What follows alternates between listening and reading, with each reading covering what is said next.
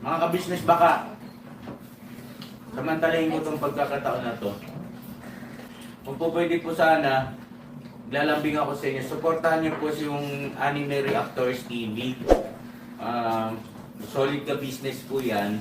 Tapos ano po kasi siya, bedridden na po mga ka-business. So sa pamamagitan ng pagbablog, awa ng Diyos nga na monetize na siya. Nagkakaroon siya ng kaunting revenue. Kaya maliliit lang kasi yung views niya. Baka pwede po suportahan natin si Anime Reactors TV. Yan. Pero bedridden na po siya. Kaya mapapansin nyo yung at least na mukha niya, pinapakita niya. Cartoon character. Portahan po natin yan, Anime Reactors TV.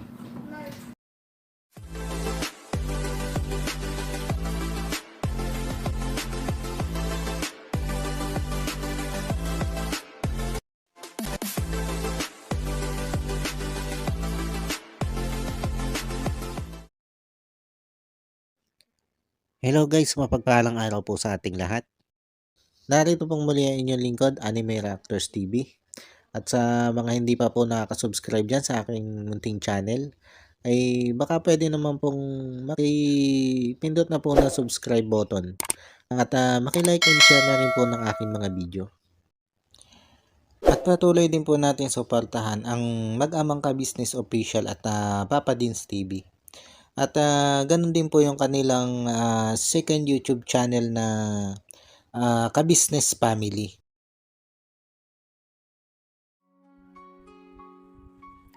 Yan, panibagong araw, panibagong reaction ulit tayo guys.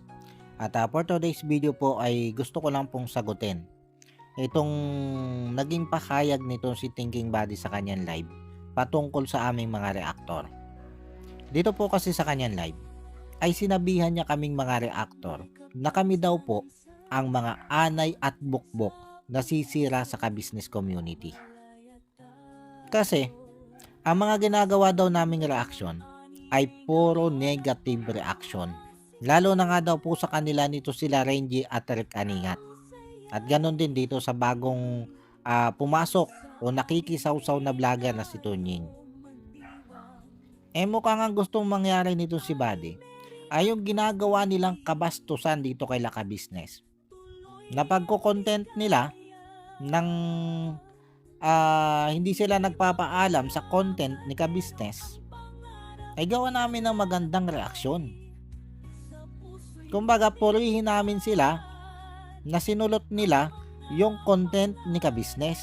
Katulad nga ng ginawa nila dito kay Kuya Jonathan. At ngayon nga ay dito sa ginawa niya dito kay Super Lolo. Mukhang ganun yung gusto mangyari nito si Thinking Body. Nahalip na mag-reaction kami ng negatibo doon ay purihin pa namin sila. O purihin pa namin siya.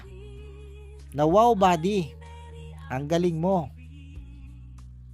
Dahil yung content ni Ka-Business ay ikinontent mo nang walang paalam kay Ka-Business. Ang galing mo Thinking Body. Palakpakan natin si Thinking Body, ang husay niya dyan.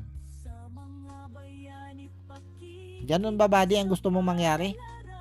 Ha? Purihin ka namin dyan sa ginagawa mo na panggagapang sa content ni Ka-Business. Tapos ano ang sunod? Pupunahin mo naman kami na bakit hindi namin ginagawa na negatibong reaksyon si Ka-Business? Ganun ba yun Buddy?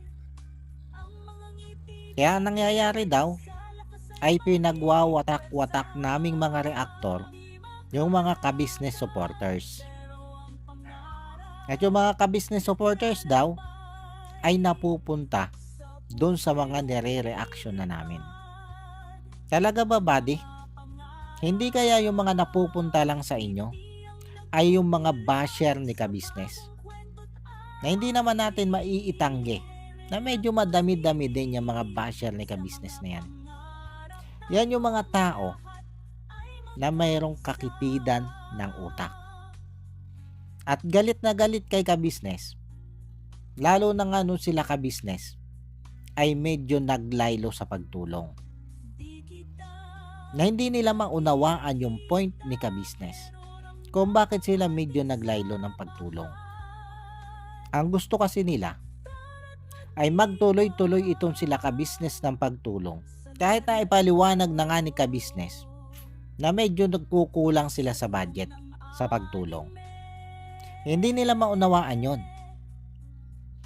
Kaya ang ginawa nila, ibinabash nila ito si ka-business. Yan yung mga tao na nagpuntahan sa inyo.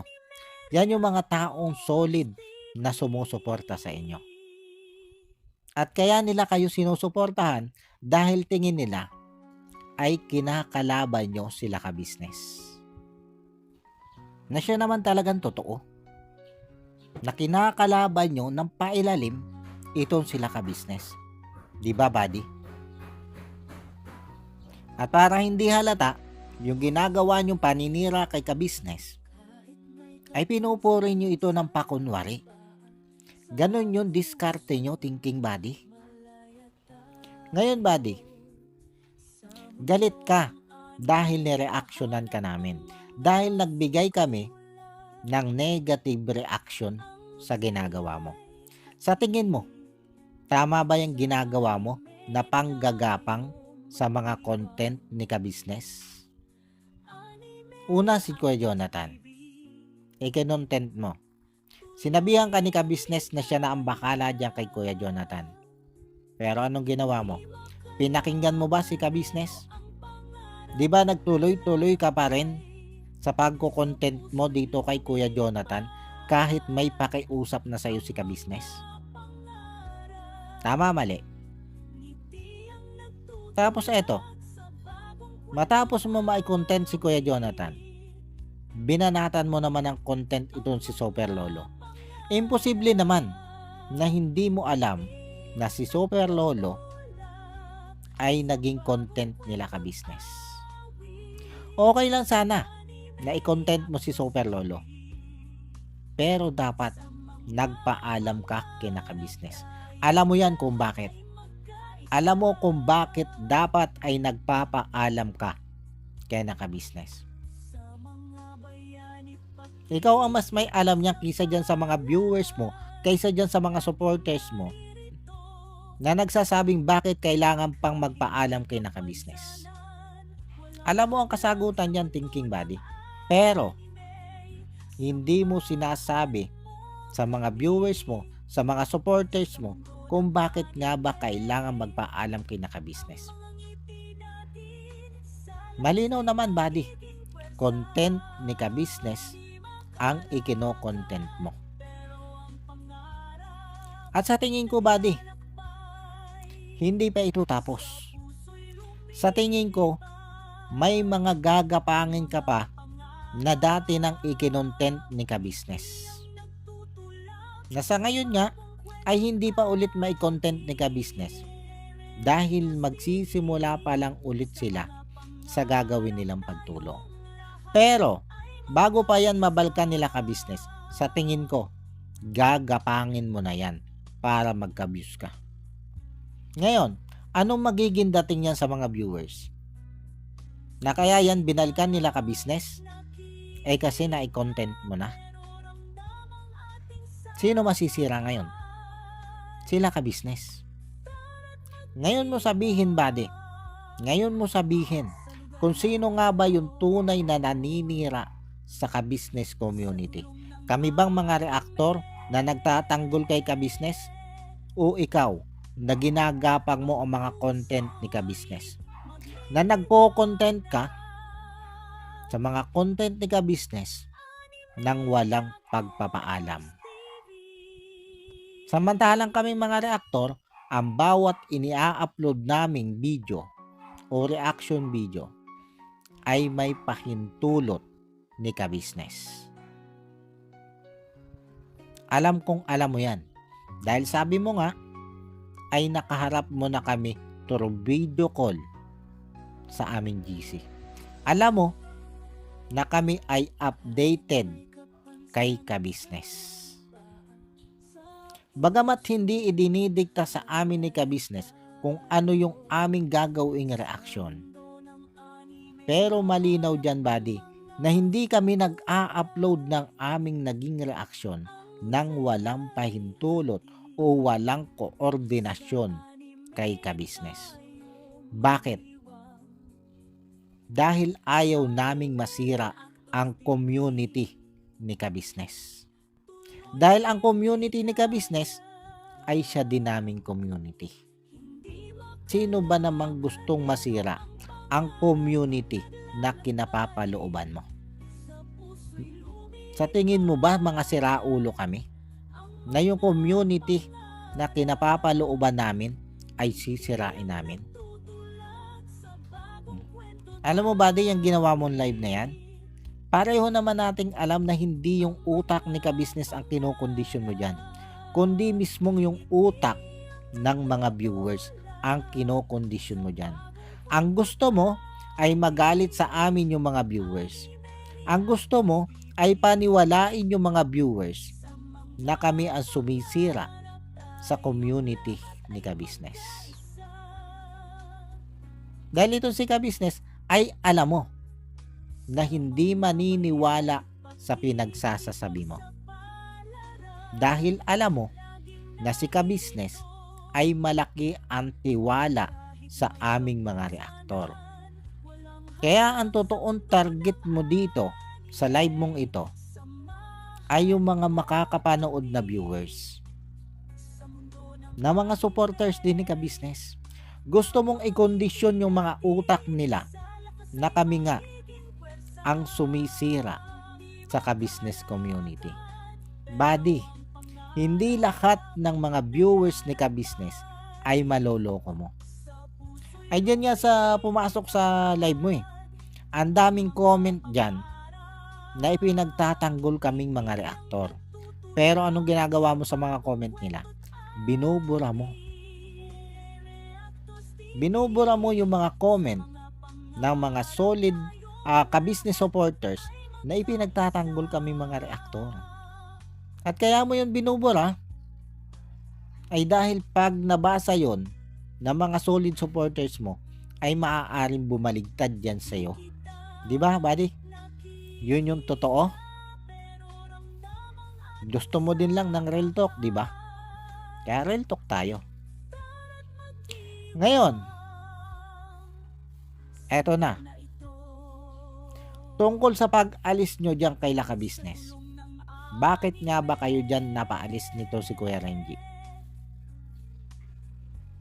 Thinking buddy. Bakit nga ba kayo napaalis dyan?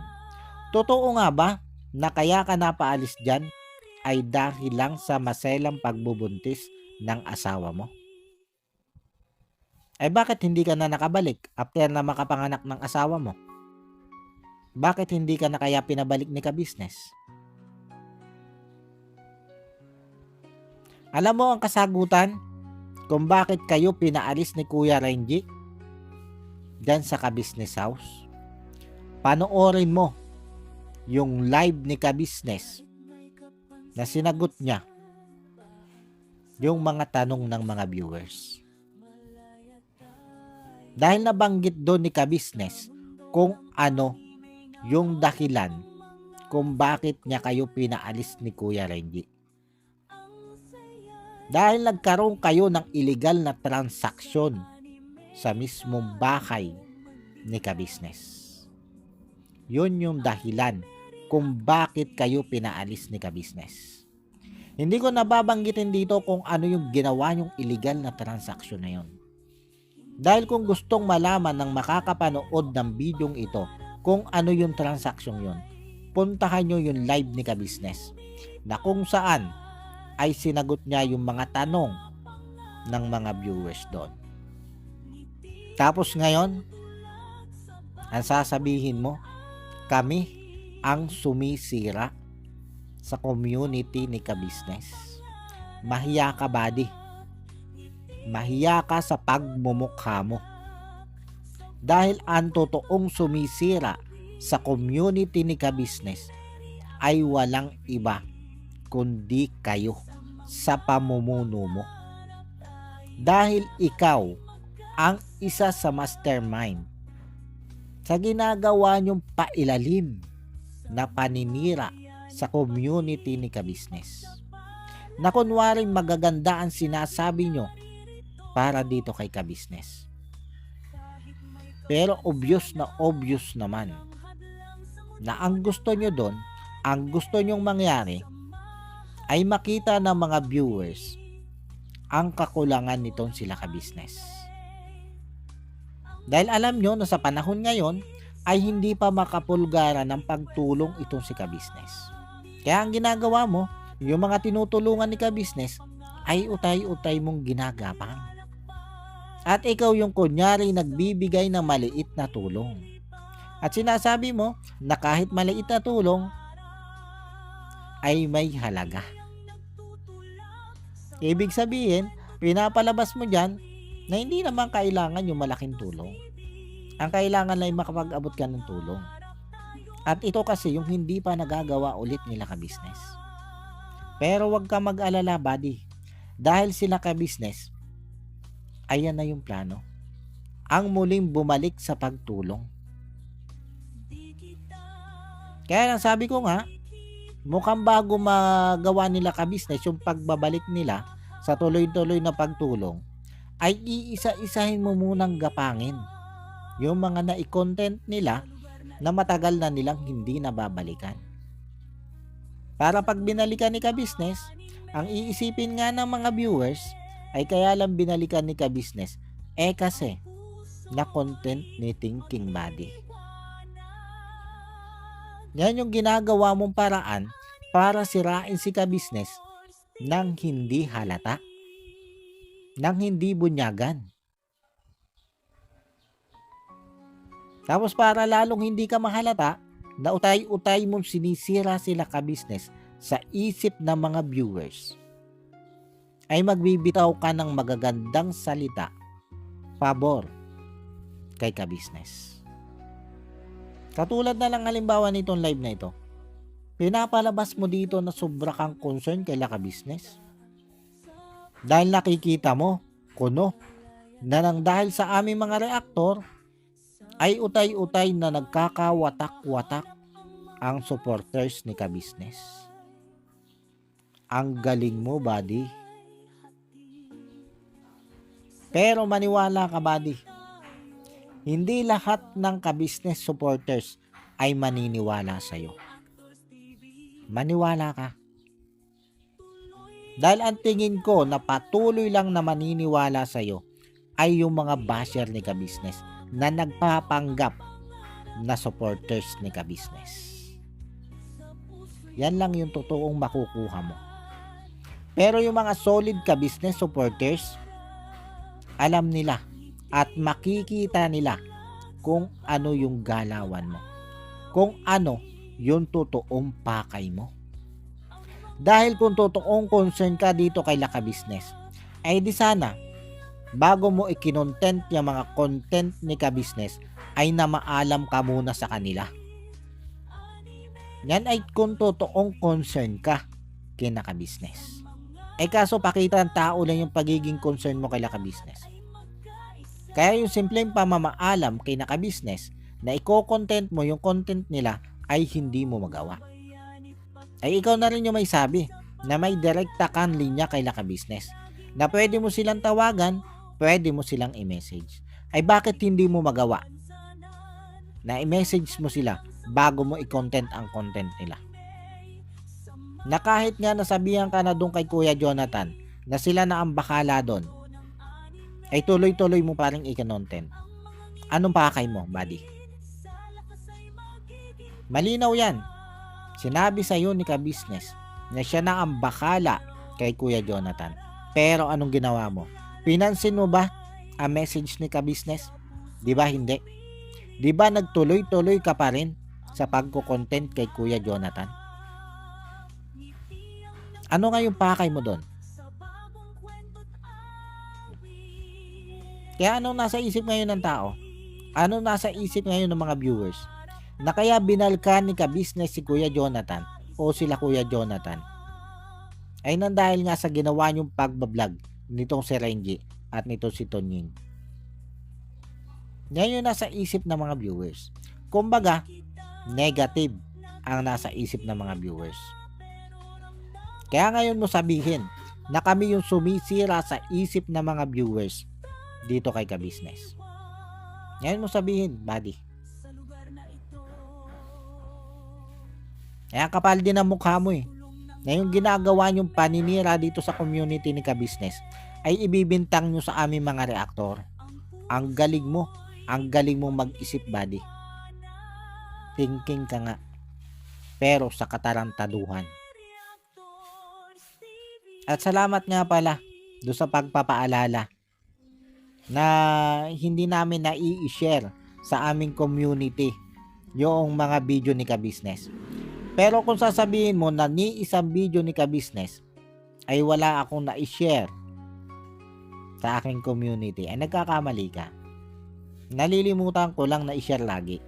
Pero kung titingnan mo yung aking community, bagamat marami akong nagiging share doon ay sa mga co-reactor ko, ay nag-share din naman ako doon paminsan-minsan na mga video ni Ka-Business.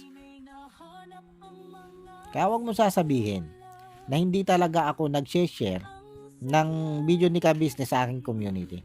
At maraming salamat sa pagpapaalalang yan, buddy. Dahil tama, simula ngayon ay mag-share ako ng mga video ni Ka-Business sa aking community. Pero hindi ko na ipangako na lahat ng video ni Ka-Business ay may i-share ko sa aking community. At yung nauunawaan naman ni Ka-Business dahil hindi naman ganun kakitid ang utak ni Ka-Business na singkitid ng utak mo. At singkitid na rin na mga utak ng mga supporters mo. Hindi ko nilalahat ang supporters mo, thinking buddy. Dahil dyan sa mga supporters mong yan, marami pa rin dyan ang nakakaunawa. Marami pa rin dyan ang marunong mag-isip kung sino nga ba yung totoong tama at kung sino yung hindi. At doon sa mga supporters nitong si Thinking Buddy na marunong mag-isip, hindi po kayo kasama doon sa sinasabi kong makikitid ang utak. Ang sinasabi ko lang po makikitid ang utak ay yung mga supporters nitong si Thinking Buddy na basher nila Ka-Business.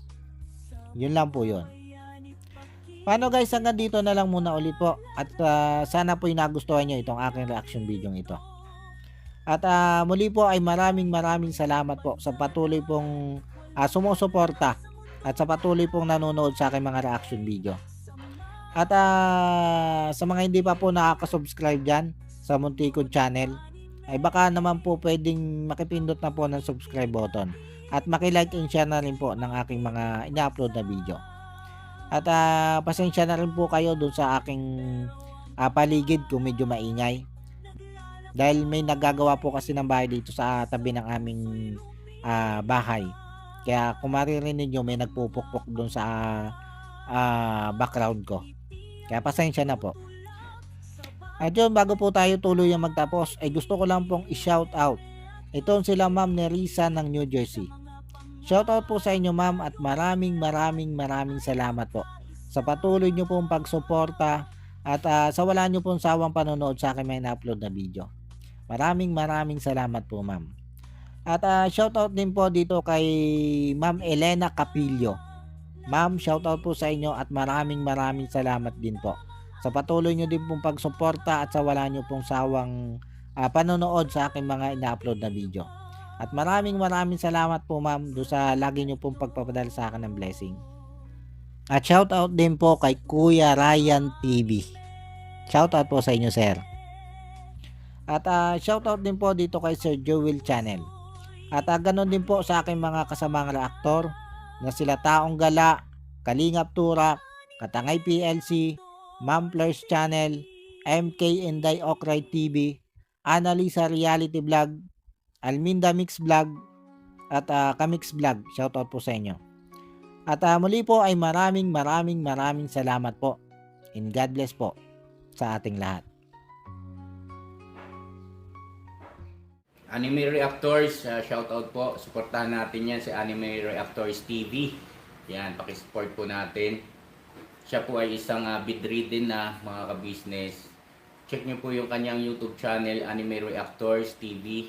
Siya po siyang bedridden na ayan, kahit paano nakakagawa-gawa siya ng mga reaction video patungkol sa Ka-Business Official. Suportahan po natin. para kahit papaano magkaroon siya ng revenue, may magamit siya sa pambili-bili man lang ng gamot. Ano po mga ka-business.